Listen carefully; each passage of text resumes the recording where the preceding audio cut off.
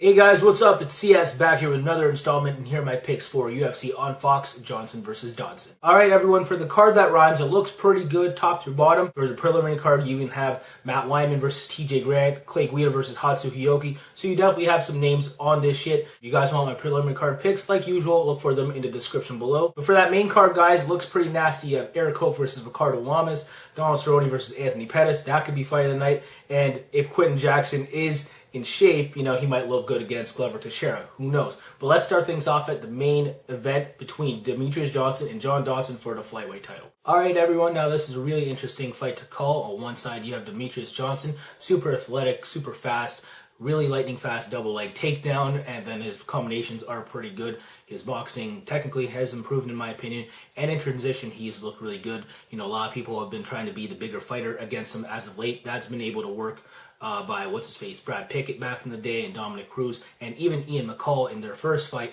But we saw in the second fight, Ian McCall really couldn't out-wrestle Demetrious Johnson. He just knows how to shake guys off and just sprawl well. So good for Demetrious Johnson improving in that department. I don't think he's going to have to defend a heck of a whole lot of takedowns from John Dodson. Maybe if he rocks John Dodson with a combination, maybe John Dodson falls to his knees and tries to hang on and take Johnson down. But yeah, as far as wrestling is concerned, if someone's getting offensive, I think it's going to be Demetrious Johnson. And can Dodson defend that? In my opinion, he's going to be able to at times. I think Dodson's going to be staying on the outside a heck of a whole lot as far as, hey, he doesn't want to get taken down. You know what I'm saying? Demetrious Johnson, if the fight is fought within the pocket, you know, I think Demetrious can just sweep guys out from under their legs and just take him down. I think his double leg takedown is that strong and fast and good enough to do that, and I think Dodson has to be worried about that. He's going to be on the outside a heck of a whole lot, and he's not going to connect with much when he moves in because, you know, maybe he gets taken down, maybe he's just too hesitant to throw because, you know, he is ready to sprawl or something. So I think Dodson really has to polish up his game in terms of knees and uppercuts, that kind of counter to Demetrious's takedowns, because I think that's what's going to make a difference in this fight when looking at the scorecards in the end.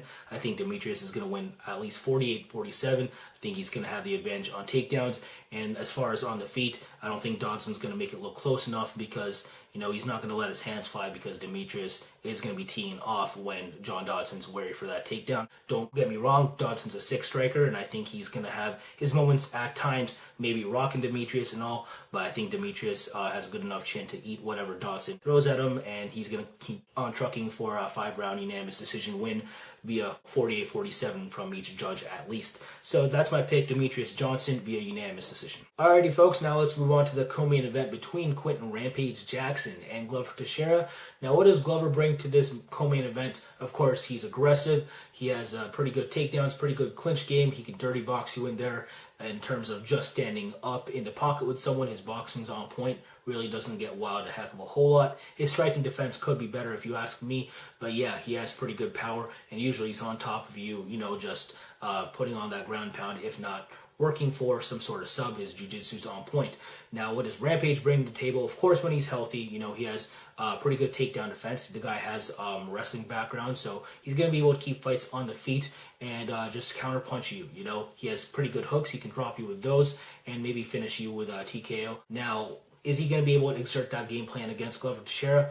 Even if he's in shape, I don't think so. I think Glover's the real deal as far as being able to clinch up with someone and work vigorously for that takedown. I think Rampage is just going to be not used to the pace that Glover is going to set on him, and I think he's going to let it get to him even by round 2. You know, I think Glover's going to have control of this fight. You know, I think Rampage is going to do a decent job of stuffing takedowns early, and he's going to try to set the pace for the rest of the fight as far as just, you know, keeping the fight standing and taking advantage with his more technical boxing. But I think Glover's going to be too tenacious, going for that takedown and clinching up and just being the bigger, stronger fighter. Although Rampage is a pretty strong guy himself, I think fighting close quarters like that is going to favor Glover Teixeira, and I think he's going to find himself on top of Rampage somehow, sometime in this match, and he's going to work for a TKO due to strikes, probably get Rampage in his crucifix and finish him with elbows or punches. I think that's going to happen sometime in round 3, maybe round 2. It's a bold pick, but I really didn't like the way Rampage looked against Ryan Bader. You know, his wrestling defense looked like shit. Again, he was out of shape. He had an injury back then, and maybe he shows up to similar shape come this fight, but even if he actually shows up in good shape, I think Glover is improving, and I think that Rampage might not have the mindset he did a few years ago. I'm not sure how hungry he's going to be in this fight, and I just think Glover's going to want it more, and I think it's just a good matchup for him. So I'm going to go with Glover Teixeira to win this via third round TKO due to strikes. Alright folks, now let's move on to the lightweight matchup between Donald Cerrone and Anthony Pettis. WEC reunion here. They never fought in that organization, but they're fighting here on this main card on Fox. It's going to be sick, guys. Both of these guys are strikers, and if it stays standing, it should be pretty exciting to the point where they win fight the night. But in my opinion, I think this is going to go to Anthony Pettis. I think he's more well-rounded. He also has implemented wrestling as of late. I think Donald Cerrone doesn't have the greatest takedown defense, and I think he can be taken down from the clinch, via, a trip or something like that, if Anthony Pettis feels like clinching up with him. And on the feet, I think he's going to be too quick for Cerrone as well. Cerrone kind of likes to stalk his opponent, land leg kicks, land hooks. He's pretty good at that style, but Anthony is just too quick, and I think he's going to move in and out of the pocket really well. I think he's going to throw jabs really well. Cerrone's a big, lanky, strong lightweight, but, I think speed is going to be the factor here that he's going to be losing because of. I think Pettis is going to be able to tee off on him on the feet, just be able to beat him with a jab, beat him with leg kicks of his own, and of course take him down at times. And I think he's going to win a unanimous decision because of that. I think Pettis is a little bit more polished at each art. I think he's a little bit more athletic, and that's why I'm picking him to win via unanimous decision, primarily due to striking and maybe some wrestling. Alrighty folks, now we have another all WEC fight. It's between Eric Koch and Ricardo Lamas. This is what's kicking us off on the main card. In featherweight, of course, as well. Good fight. Eric Koch hasn't fought since, I believe, Jonathan Brookins back a year and a half ago. Ricardo Lamas squeaked by Hatsu Hioki to get that unanimous decision, or was it split? I can't remember. But yeah, a lot of people thought Hioki won. Close fight in the end. But what's he going to be able to do against Eric Koch? Similar fighter as far as build, really lanky featherweight. Eric Koch has a more, condensed stance as far as lower to the ground, if you ask me, because, he doesn't want to get taken down. Hatsu Hioki's more content with getting taken down because the guy has a pretty sick guard. Eric Koch's guard does not mirror his teammate and Anthony Pettis' quite yet as far as what he can do off of his back. He can scramble kind of well, and as far as his takedown defense, it looked pretty improved against Jonathan Brookins in his last fight, so I commend him there. But Ricardo Lamas is much more tenacious, if you ask me, as far as, he's going to seem more tenacious. He's stronger than Brookins, and, he's going to be able to set up some takedowns. And I think that could be a problem for Eric Koch, who's coming in for the first time, again, since a year and a half ago. So Ricardo Lamas is going to be a problem as far as his pace, if you ask me, because I don't think Koch is going to be able to adjust to that right off the bat. And once Ricardo Lamas is able to somehow take Eric Koch down, I think he's going to use good top control and good ground and pound to beat up Koch from the top.